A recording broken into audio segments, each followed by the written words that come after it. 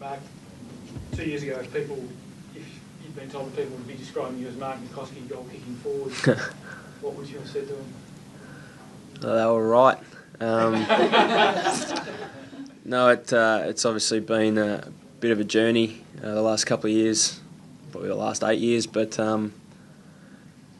it's been a fantastic season so far by everyone involved. I mean, I played a lot of junior footy as a forward wingman, so to get back there and be able to help contribute in that shape has been it's been good fun. You talked to us last year about when you were injured, saying you went through the Fairlight games and helped Whedon and those sorts of blokes learn the role. You said that you were teaching yourself the role as well. Is that, when you look back now, has that been a real key to this? Definitely. I mean, I sat in the box a fair bit second half of last year too, so I got a good indication of what the match committee wanted from not just the whole team, but from someone that's playing up forward in that position. And I think, as we've seen probably over the last couple of years, the game is constantly developing and changing, so you need to remain adaptive to that sort of thing, because if you don't, then you sort of get phased out. Were you actually told you're now going to play forward, or did it turn up in a game that you were sent forward? And No, when I sat down with John before I re-signed a couple of years ago, he said that we're going to try you up forward. He felt that we weren't utilising my strengths playing down back. So, and it was obviously interrupted last year, but I mean, it's been a couple of years in the making, sort of working pretty closely with Summer and Woosh. Going back to 2006, the devastation, the missing out, does this give you something obviously to smile about, that you're now in with another chance maybe of getting that? Yeah, definitely.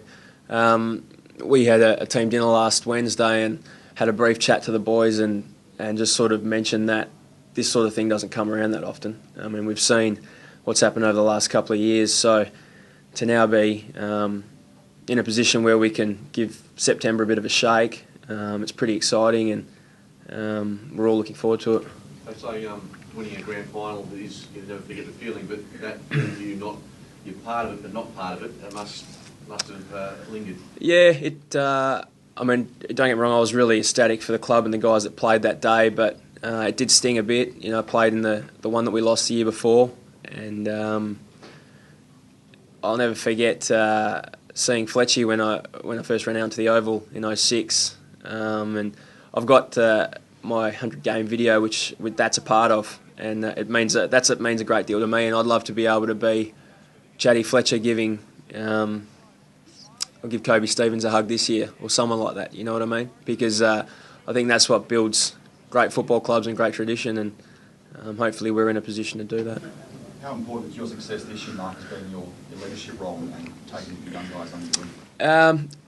It's a fair bit of it. I enjoy it. I really enjoy that aspect of it. I mean, I'm only 27, so I still like to think that I'm youngish. But I have a great rapport with those sorts of guys, and I did a lot of work with not just the guys that you mentioned, Jerick Whedon and Ryan Neitz and those guys, but with a lot of those guys off-field, and it's always been a lot of off-field work with them. So to be able to be on the ground this year for the majority of it, and to be able to work with them and to help them through, has been really satisfying. This might be a dumb question, but has it been better for your body playing up forwards than down back, or do you put that down to luck? Yeah, I'm not really sure. I think it's probably just luck, maybe changing game style, game positioning. I'm not really sure. Maybe I've just taken a lot longer to mature than most people, body-wise. I'm not really sure.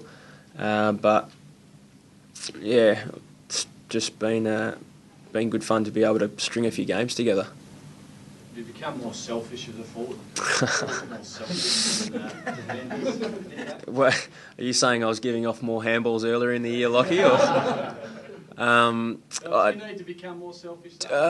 In parts, but not really. The role that I play is about creating a lot of pressure down there. So if pressure creates a goal, then you've sort of done your job. Whether or not your foot hit the ball, or it was Lecker's or Jack's or Lynch's, doesn't really matter. And Peter's really big on that. He doesn't care who kicks the goals as long as we get a score that's good enough to win. So it is enjoyable, but I still have great enjoyment every time I kick a goal. And I look at guys like Lecker, who's kicked a lot of goals, and I don't see how the enjoyment could waver. It's great. A lot of your players haven't played in finals and on the big stage. Do you have to be wary of being overawed, those players in particular? I don't think so. I mean, the senior guys that are going to play know what to expect, but I think with the younger guys we've got in the group and the ones that'll probably suit up this weekend, I think there's sort of a bit of a naive enthusiasm about them. I don't think they really know what's coming, and I think that's a great thing, because no doubt when they're 10 minutes in and gasping for air and thinking this is out of control,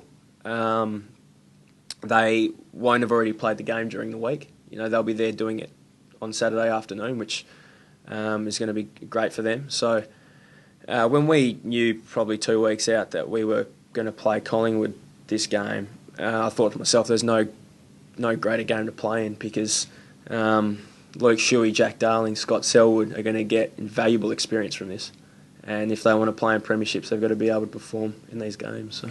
Mentioned the first 2 minutes, is that generally the head spin that it is your first final, that you look and go, what on earth is going? Yeah, it is of any final, I think. But for those guys being their first final, you're sort of just looking around thinking, how am I going to uphold this for 4 quarters? But it pretty quickly turned into a normal game of footy after that, and it's just a matter of being aware that everyone's feeling that way at that particular moment.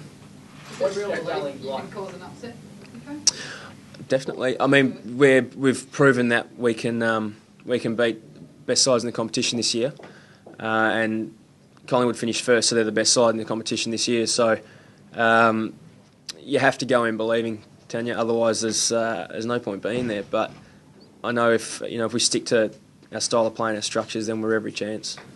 What's Darling like for a lot of the team this year? What have you done? He does some amazing flips on the field. I don't know if anyone's seen him of late, but his karate rolls and stuff are out of control.